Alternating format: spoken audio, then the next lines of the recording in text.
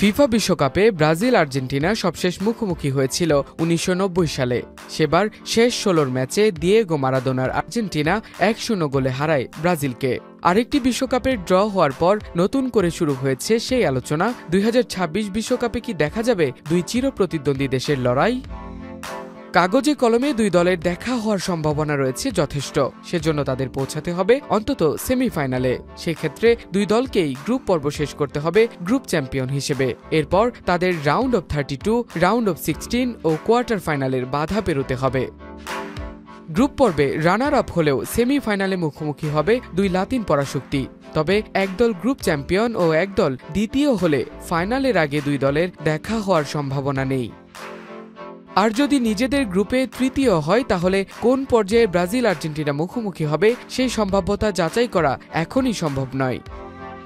FIFA বিশ্বকাপে এখন পর্যন্ত ৪ বার মুখোমুখি হয়েছে ব্রাজিল ও আর্জেন্টিনা। ১৯৭৪, ৭৮, ৮২ ও ৯০ সালে মুখোমুখি হয়েছিল ফুটবল ইতিহাসের চিরপ্রতিদ্বন্দ্বী দুই দল।